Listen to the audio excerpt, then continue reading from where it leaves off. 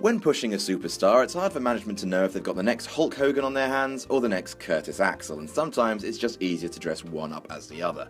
Some wrestlers carve their own path, create an instantly iconic look, oft imitated, never bettered. And some wrestlers are forced to dress up like those wrestlers and then lie to themselves that everything's okay. And to prove there's a secret third way, some wrestlers like Damien Sandow, who just happens to be wrestling for WCPW this week, hey check it out, awesome, turn their mimicry into an absolute art form. I'm Adam from WhatCulture.com, and here are the 10 biggest impersonators in wrestling history. Number 10, Goldust and Blue Dust. Here is a picture of Goldust.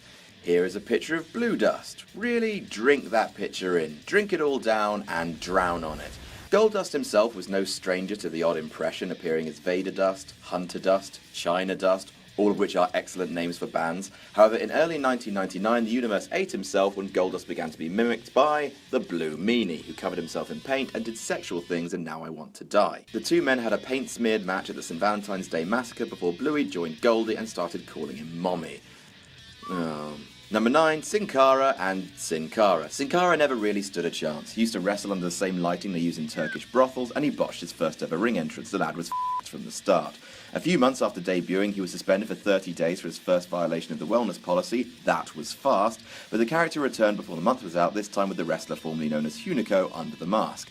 Then, the original Sin Cara returned to challenge this imposter who started calling himself Sin Cara Negro. The original Sin Cara then referred to himself as Sin Cara Azul, and why was any of this happening? It was never really made clear. Azul and Negro fought a fairly underwhelming match at Hell in a Cell, followed by a mask versus mask match on SmackDown, which Negro lost and had to give up the gimmick. Ironically, Sin Cara Azul would then later leave WWE, and the character of Sin Cara would once again be taken up full-time by none other than Hunico, the Impersonator. Number 8, Mizdow and The Miz. After failing to cash in his Money in the Bank briefcase on John Cena, Damien Sandow was a lost soul, burdened with the seemingly inescapable role of comedy jobber.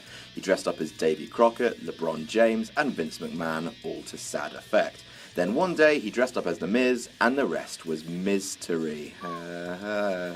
Mizdow was, on paper, supposed to be the terrible impersonator to The Miz, with his little version of the tag team belts, his little version of the Miz's Slammy, and his little version of the Miz's Trunks. The problem was, Damien Mizdow's clowning was amazing, and somehow, bafflingly, he turned the god-awful stunt gimmick into the best comedy act of the last decade. It became more and more apparent that Mizdow was the true star, and that The Miz was in fact the lookalike trailing in his wake. Number 7, the Mega Powers and the Meta Powers. So you know how Damien Sandow got himself thoroughly over with the fans as Mizdow, and he sort of did that all by himself? You know how he turned on The Miz at WrestleMania 31 to a genuinely huge pop, and then the fans were clamoring to see what next from Damien Sandow now that he's his own man?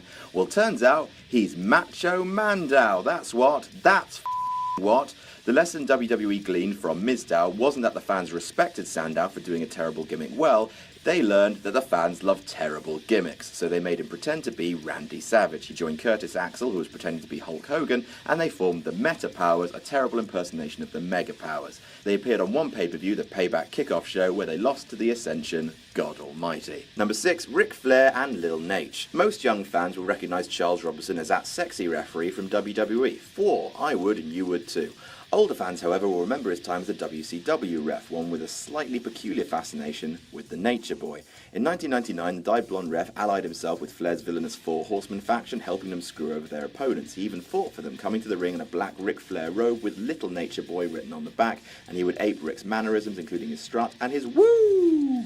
However, the gimmick would nearly kill him. One week, Big and Lil Nate faced off against Randy Savage and Medusa, when a botched elbow drop from Savage would crack several of Robinson's vertebrae, collapse one of his lungs, and put him on the shelf for months. Robinson still has a little bit of a hetero man crush on Flair, referenced after he, quotes, got overexcited at Payback this year, helping the Nature Boy's daughter to victory. Number 5, Sting and NWO Sting. Most impersonations are short-lived affairs designed with a single storyline in mind. WCW's fake Sting lasted 3 goddamn years. In 1996, Jeff Farmer dressed as the icon Sting to pull the wool over Lex Luger's eyes. Not difficult, Lex Luger is a dum-dum.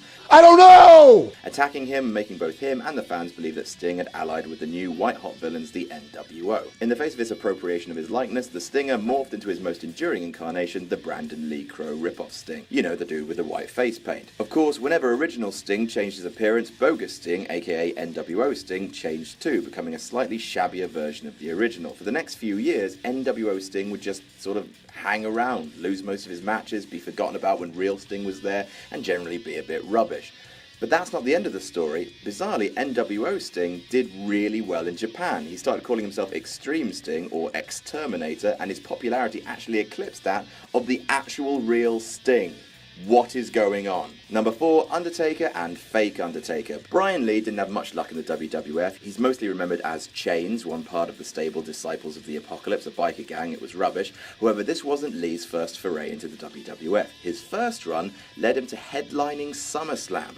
The bad news is, it was as the Fake Undertaker. The Undertaker had disappeared from WWF TV for the better part of 7 months in 1994, taking time off after the Royal Rumble to allow Mark Calloway's back to heal. In his absence, however, Ted DiBiase, the $1 Million Man, and the person who had first kayfabe brought the Undertaker into the WWF, announced that he had found a new Undertaker, one he controlled with money rather than his usual urn. It was an odd storyline, which culminated with the Undertaker returning for a match with the Imposter at SummerSlam. Even though the spectacle of the dead man's resurrection was cool, if camper than a Kenneth Williams Batman, the match itself was a glacially paced dud, and all fans were happy to see the back of Lee's Greenhorn Taker. And speaking of the Brothers of Destruction, number 3, Kane and Fake Kane. Luke Gallows is back in WWE. They lured him back, and for the love of God, I do not know how they did it. Well, money, but they didn't exactly give him many treasured memories on his first few runs with the company. Not only was he released when he had all the potential in the world when he was part of CM Punk's stable, not only did they package him at one point as the brain-damaged Festus,